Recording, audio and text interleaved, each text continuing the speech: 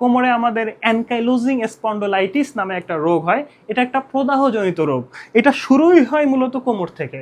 এই রোগটা কি করে, আস্তে আস্তে আমাদের যে পুরা ভার্টিব্রা আছে, এই যে আমি মুভমেন্ট করতেছি, আমার প্রত্যেকটা ভার্টিব্রা জয়েন্ট কিন্তু মুভ হচ্ছে। তো অ্যানকাইলোজিং স্পন্ডোলাইটিসে আমাদের প্রত্যেকটা ভার্টিব্রা একটা আরেকটার সাথে ফিউজ হয়ে যায়, একটা আরেকটার সাথে নতুন নতুন জয়েন্ট গজায়, যার ফলে কিন্তু যাদের এই এএস হয় তাদের কিন্তু এই পুরা একেবারে কোমর থেকে শুরু হয়, আস্তে আস্তে পিঠে উঠে ঘাড়ে উঠে পুরা মেরুদণ্ডটাকে একদম লম্বা করে ফেলে। আমরা ব্যাম্বু স্পাইন বলি, যেটা এক্সরে করলে দেখা যায় একদম ব্যাম্বুর মতো আমাদের পুরো ভার্টিব্রা একটা একটার সাথে ফিউজ হয়ে আছে।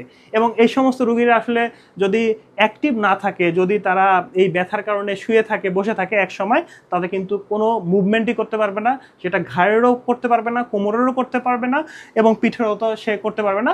অনেক সময় তারা কুঁজো হয়ে যায়, কারণ উল্টাপাল্টাভাবে যদি ভার্টিব্রা জয়েন্ট হয়ে যায় তখন পিঠের সাইডে কুঁজো হতেও দেখা যায়।